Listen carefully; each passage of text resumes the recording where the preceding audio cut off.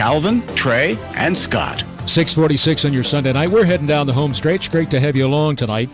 And if you've got something you'd like to share with us about Thanksgiving and what you're most thankful for, or for that matter, the one thing you would like to change about the world we all live in, our number is 888-787-5543. Once again, 888-787-5543.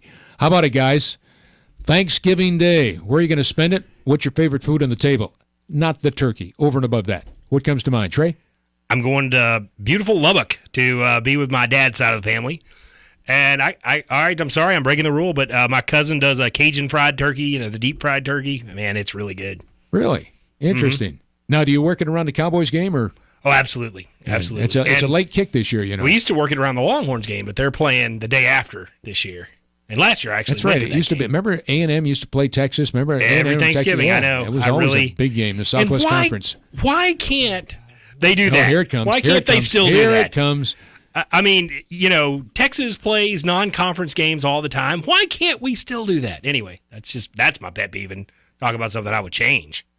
All right. As far as food is concerned, it's my grandmother's sweet potato pie, and she does it differently from everybody else, and she makes me a whole one.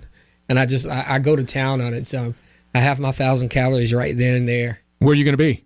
At my grandmother's. We always go to my grandmother's house. That's the one time that once or twice a year we get together. Usually it's Easter, Christmas, and Thanksgiving. She likes it at the house, and what she does? She comes down, she sits in her chair, and she has this big old smile on her face. And she's just so excited that she gets us all in one place at one time. And everybody knows it, so we go do it every year. Interesting. Steve? I'll be in Austin. My sister lives there and her family, my brother and another brother, and got a lot of family there. So we're all going down to Austin. But the sweet potatoes, I don't know about sweet potato pie, but sweet potatoes and the green bean casserole, I mean, I'm a vegetable guy. You can keep the turkey, but give me the vegetables. I'm a vegetable guy. Yeah, I'm much the same way. Keep the turkey. Thank you very much. I like winter squash. That's the orange squash. You know what I mean? It's kind of like sweet potatoes. And now this is going to kill you guys, but since I was a kid, my mother would always on Thanksgiving did the green bean casserole with is that the one with the mushroom soup on the top and the the onions, right, and the onions, yeah. But I love Brussels sprouts. Oh my God, yes. Sorry guys, sorry. Wow. All right. I like Brussels sprouts. Kind of out there, Scott. Yeah. And Mom always made Brussels sprouts on Thanksgiving, so make them crispy. Yeah. Isn't that great when they do that? They're unbelievable. Oh my gosh, you can really have some fun with some Brussels sprouts. Oh yeah, they're good. But way too much information on. So where are you going to be? Dinner. I'll be at the lake. Yep. Good time. And Eagle Mountain, right? Yeah. Yep. So, how about you? Where are you going to be? It's just my grandmother's house here in Dallas. Okay. And like I said, she makes dressing a certain way, and it's always good. It's nice and spicy, and you can smell it as you come up to the doors.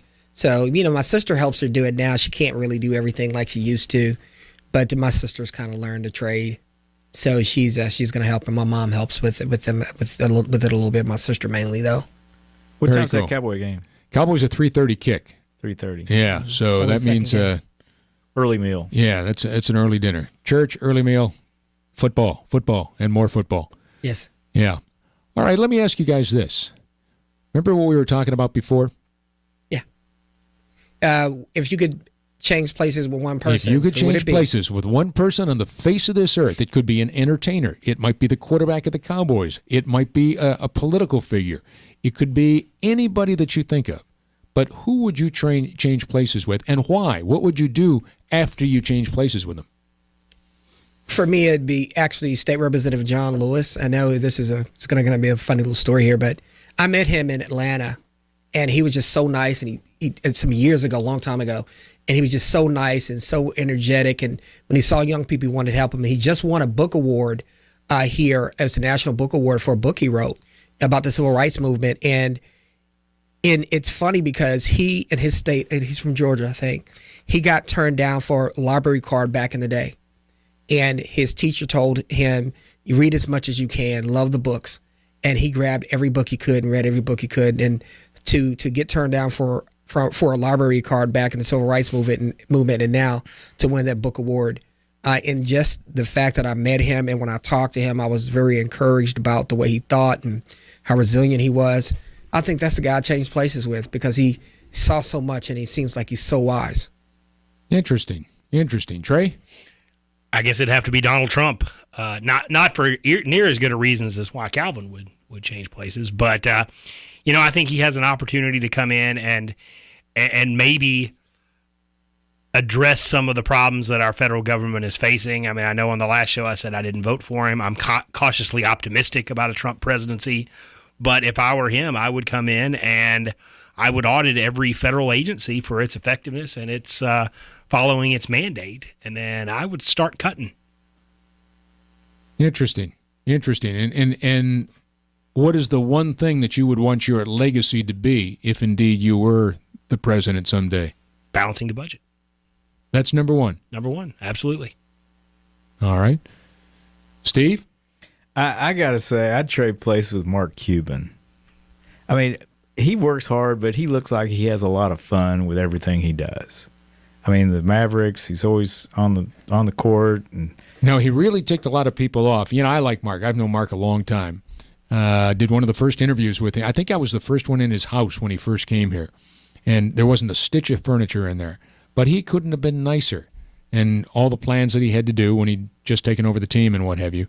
And yet, I have some friends that just thought he was great until they saw him get all in a tizzy over Donald Trump and support Hillary. And they, what's he doing? Now, whether you're Democrat or Republican, just the fact that he got so outspoken about it, I guess, because he's done some great things on television. Some of the shows, that he's been on. I love Mark because Elijah, my godson, when we was at the basketball game, right. Mark Cuban signed his basketball. Good for him. Some players walked by. Yeah. Mark stopped. No, he said, Mr. Cuban. I'm not getting on his guy. I'm simply telling you how, did that alienate some people. Oh, my gosh. Some people to the point, I'm never going to a Mavericks game the rest of my life. Yeah, take it easy. Take it easy. But he has a right to express his opinion. And that's what he did. Sure. But he just has... It seems like he has fun. I mean, he makes a lot of money, and he does a lot of good for a lot of people, but he has fun doing it. Yeah. And that's and he literally started with nothing. He didn't get a small $1 million loan from his father, like Trump did. This man started with nothing. His dad didn't have that kind of money. As I recall, his dad was an upholsterer of seats in cars, in automobiles, is what he And he did. came here, he earned his degree. He worked as a bartender. He worked, in nightclubs, and he worked really hard to get his job, his degree really fast. And when he was at Indiana, when he was at IU, doing the broadcast news and the whole, it just good for him. All right, Scott, let me throw it back at you. Yeah. Who would you trade places with and why? This is going to sound really crazy, but I would be. This is not a cop out. I was going to say I would be myself. And I would be myself because I would not be the father of my two children if I wasn't myself. And I'm as proud of those two kids as anybody could possibly be, because that's my legacy that continues on. So I have always wanted to make sure that they made the right decisions, did the right things, made the good choices. And my daughter lives in New York City, and she's a vice president at a Fortune 100 company. I'm just very, very, very proud of her. And my son is my business partner. As I said a couple of minutes ago, we both won an Emmy. I'd won some at NBC5 where, I would do anything for the good folks over there. That was an incredible experience. Wouldn't change it for the world. And yet to win an Emmy with my son going to Normandy, where both his grandfathers had been teenagers in World War II, before they went to college, was the ultimate experience of my entire life.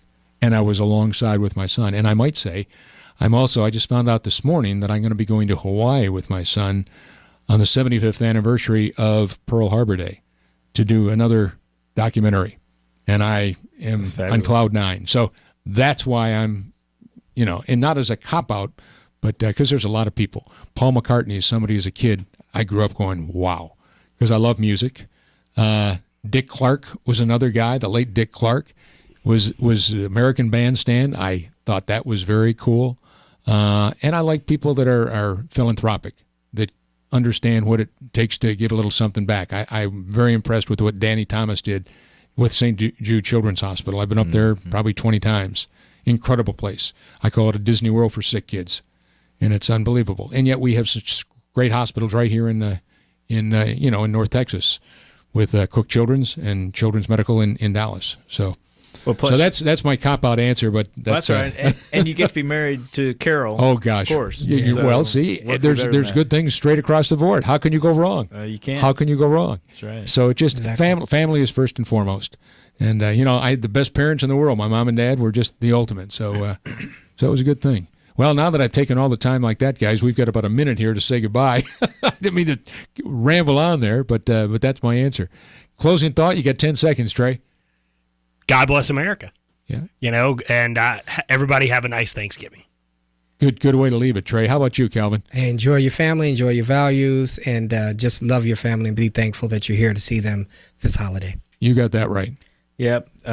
Peace on earth, goodwill towards men, and peace on earth is what we should all aspire for. Yep, day in and day out, not just on Thanksgiving. Yeah. Yeah, we need to make 2017 the most incredible year in the history of our world. We really do. And all your thoughts, guys, were just great. And our thanks to Jeff for calling in too. He kind of set the tone for us.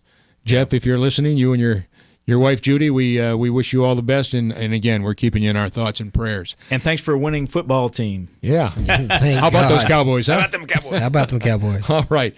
Well, our thanks to you all. Certainly, with you and your family, have a wonderful Thanksgiving. Remember the true meaning of what the holiday really represents. And as we always remind you, live your life as a go-getter, but share your life as a go-giver.